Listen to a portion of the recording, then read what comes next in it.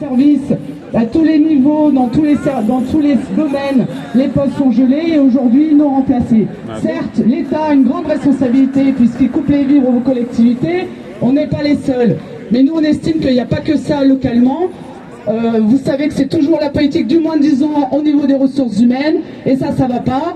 Et puis on a les carrières bloquées. Je vais laisser la parole aux autres syndicats, mais on vous laisse faire entendre aujourd'hui et on verra ensemble les suites à donner. Et la métropole, c'est qui? C'est nous. Merci à tous d'être venus. C'est très important cette journée et qu'on se retrouve en intersyndicale. Ça fait longtemps qu'on attendait ce moment et il y a beaucoup de revendications qui sont vraiment très importantes et il faut que le président il nous entende. Alors faites du bruit pour qu'il puisse nous recevoir et répondre aux revendications des collègues. Alors comme l'a dit la collègue de l'UFIC-CGT, il y a donc les problèmes au niveau des postes, 200 postes qui sont gelés. Ça, c'est inadmissible. Il y a eu une mauvaise gestion qui a été faite. Alors effectivement, il y a eu des créations de postes qui ont été créées, des régies, mais au détriment des postes existants des services. Et ça a dégradé tous les services des collègues. Il y a beaucoup de collègues en burn-out. Donc ça, c'est vraiment l'élément principal.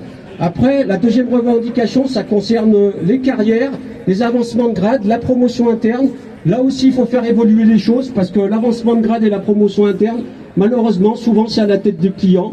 Et nous, ce que nous demandons, c'est que au niveau du parcours pro, l'ancienneté, les diplômes, tout ça, ça soit mieux pris en compte et qu'au niveau de la valeur pro, qu'il n'y ait pas des codires, codels qui décident de votre carrière et que d'un seul coup, quelqu'un passe devant et que finalement, quelqu'un qui est là depuis 25 ans et qui a eu des diplômes, et ben, il se fait passer devant sous prétexte d'un codir condel. Donc tout ça, c'est inadmissible. Et puis donc, pour finir, il y a aussi les conditions de travail. Donc par rapport à tout ça, il y a une grosse dégradation et il est très important que le président nous écoute et qu'enfin on puisse arriver à obtenir des avancées concrètes. Voilà, merci, je vais laisser la parole aux collègues. Merci d'être venus nombreux aujourd'hui. Alors déjà, on peut vous dire que c'est un succès. Vous êtes déjà là pour dire au président, écoutez, ça ne peut pas durer. 11 mois, ça fait 11 mois qu'on attend du président et sa direction générale qui nous donne la voie qu'il a fait en matière d'effectifs pour pouvoir poursuivre notre service public. Demain, on risque de nous demander de faire toujours plus avec moins, sauf qu'on ne peut pas. Déjà aujourd'hui pour vous, en matière de santé, en matière d'effectifs, vous ne pouvez déjà plus faire face. Je pense au MDM, aux services techniques, mais aussi aux services ressources. Nous, ce qu'on veut, c'est qu'aujourd'hui, le président ou sa DG viennent ici, viennent s'expliquer, viennent vous dire pourquoi ils font ce choix-là. Ils ont peut-être de bonnes raisons, mais personne ne le sait, et on a besoin d'avoir la ligne. Voilà. Bon, je ne vais pas continuer trop longtemps, parce que déjà, là, beaucoup de choses ont été dites. Je laisse la parole. Bonne journée à vous. Bonjour à toutes et tous. Merci d'être venus si nombreux à l'appel de l'intersyndicale. Aujourd'hui, nous avons une préoccupation majeure. Cette préoccupation, c'est vous. Pourquoi je dis ça? C'est que quand on est conscient que demain, il y aura une dégradation de service public, c'est nous, fonctionnaires, qui allons être pointés du doigt. Ce que nous demandons au président, c'est qu'il prenne son courage, qu'il vienne ici devant vous, vous l'annoncer, parce que cette dégradation, c'est vous qui allez en subir les conséquences demain. Donc, nous attendons du président qui vienne s'exprimer devant vous.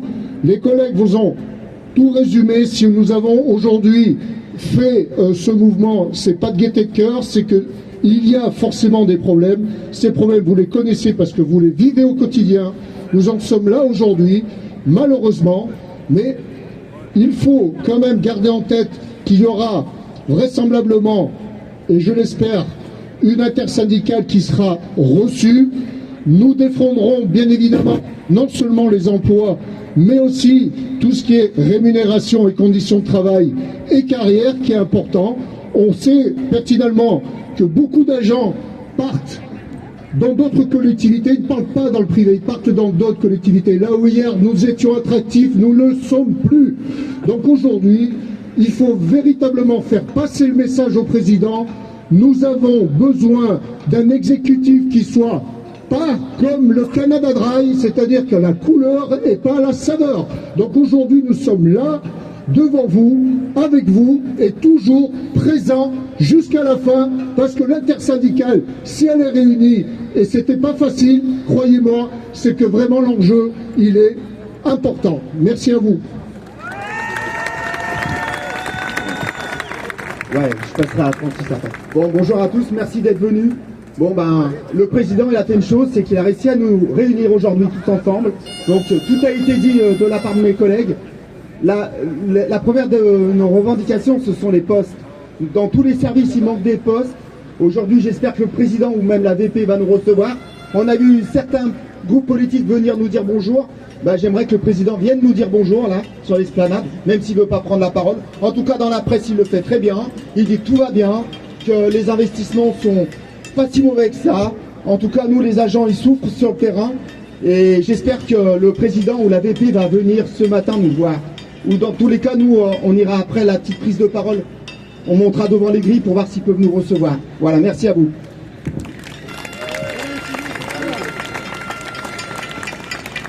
Merci d'être venus nombreux. La difficulté qu'on a aujourd'hui dans le dialogue avec l'exécutif, en fait, c'est qu'ils nous parlent que de finances. C'est-à-dire qu'ils étaient prêts à nous présenter le budget, mais nous, le budget, on l'a lu, on sait le lire, on voit qu'il y a pas mal d'économies, il y a trop d'économies sur les postes qui sont faites. Mes collègues ont dit c'est plus que 250, c'est plutôt 375 postes qui ne seront pas renouvelés à partir d'un départ sur 2, c'est tous les départs. Il y a 750 départs par an. C'est beaucoup, il y a beaucoup de gens qui font des mobilités, ça a été dit dans d'autres collectivités. Il y a certes les départs en retraite, mais il y a aussi beaucoup de disponibilité, il y a beaucoup de départs, des gens qui arrêtent parce qu'ils ne supportent plus de travailler à la métropole de Lyon. Aujourd'hui, on a un exécutif qui nous parle surtout finances, qui dit voilà, il y a besoin de faire des économies. Et cet exécutif, il ne nous parle pas service public. Et ça, pour nous, c'est effectivement insupportable. On a plein d'exemples de secteurs qui vont pas bien. À la MDMPH, il faut plus de 9 mois pour avoir un dossier d'enfant handicapé. C'est pas possible de rendre le service public comme ça. Cette année, les médecins de PMI, au lieu d'en avoir 35, il n'y en a que 7. Vous imaginez, ça fait 20% d'effectifs et on les remplace par des ergothérapeutes. Tout ça, on a plein d'exemples. À la STEP de Pierre-Bénite, ça fonctionne très mal parce qu'ils n'arrivent pas à recruter. Donc on a un vrai problème de fonctionnement du service public. Et l'autre problème qu'on a avec l'exécutif, c'est qu'ils font ce qu'on appelle du stop and go. C'est-à-dire un jour ils recrutent, un mois après ils arrêtent tout. Le mois suivant ils recommencent, et le mois d'après ils arrêtent tout. Et on ne peut pas marcher comme ça. On ne peut pas. C'est insupportable d'avoir un fonctionnement de gens qui n'arrivent pas à décider sur leur projet. Par contre, ils arrivent à mettre le personnel dehors et à ne pas recruter. Donc ça, merci d'être là parce qu'il faut qu'ils entendent qu'on ne peut pas continuer à fonctionner comme ça. Merci. FO. Oui, bonjour à tous et merci d'être là et présent. Il faut dire que la dernière fois qu'on a été reçu par le président suite à l'intersyndicale, qu'il a annoncé clair la couleur, c'est qu'un emploi sur 2 n'était pas repris au sein de la métropole. Ce qui veut dire qu'aujourd'hui, on souffre dans les dépôts de cantonniers, on souffre dans les collèges, dans les cuisines, le personnel il est réduit à moitié, mais le travail il se double. Donc aujourd'hui on est confronté à beaucoup de problématiques au niveau du recrutement et ça pose problème pour le personnel. On a beaucoup de personnel qui sont en arrêt maladie, en souffrance. On a beaucoup de monde qui est en demande de reclassement suite à être cassé au travail. Parce qu'aujourd'hui, il faut le dire ce qui est, on est cassé au boulot. On est des gens qui devaient travailler dans des conditions normales. Aujourd'hui, on est dans une situation délicate où on fait souffrir du personnel et là, il y en a marre.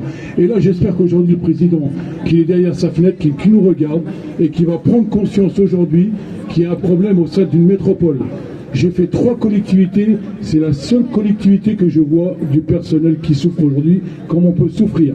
Donc à un moment donné, il faut dire stop, il faut dire au président, il y en a marre, il faut lui montrer qu'on est au bout du rouleau et que si on est là aujourd'hui, c'est pour lui faire prendre conscience qu'il y a un gros problème au sein de cette métropole et c'est lui le responsable, c'est l'employeur aujourd'hui, c'est lui qui doit faire le nécessaire et nous écouter. Merci bien, merci à tous. Bonjour à tous et à toutes. Je pense que tout a été dit et qu'aujourd'hui on nous parle, ils nous disent qu'ils embauchent Aujourd'hui, c'est pas vrai. Pour la bonne et simple raison, c'est que je vais prendre juste un exemple, et puis j'en resterai là.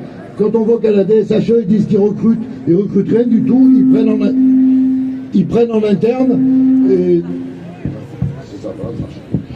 ils prennent en interne. Donc à un moment donné, il faut qu'ils arrêtent de nous prendre pour des imbéciles et qu'ils embauchent et que tout le monde s'y retrouve. Voilà. Et si vous êtes là, c'est très bien. Au moins, ça prouve que vous vous y intéressez et que les agents seront peut-être, je dis bien peut-être, moins en souffrance. Merci. Monsieur, mais pour seule réponse que nous avons, nous, en intersyndicale, ça a toujours été le mépris. Donc quand on méprise les organisations syndicales qui sont vos représentants, eh ben, on maîtrise les personnels. Et la preuve étant, c'est qu'on a un comité d'accueil qui en haut, ce sont des CRS. Voilà comment le président aujourd'hui nous reçoit, c'est-à-dire que au lieu de descendre vous voir, eh ben, il se caroube en haut et il ne veut pas qu'on puisse monter, qu'il y ait des débordements. Mais comme nous sommes responsables, nous allons effectivement rester bien sages, on va l'attendre et on verra bien si effectivement il poursuit son mépris ou pas. Donc on compte sur vous. Nous, on a une responsabilité, c'est que ça se passe bien. Maintenant, il faut que lui soit responsable et qu'il vienne s'exprimer devant vous. Merci à vous.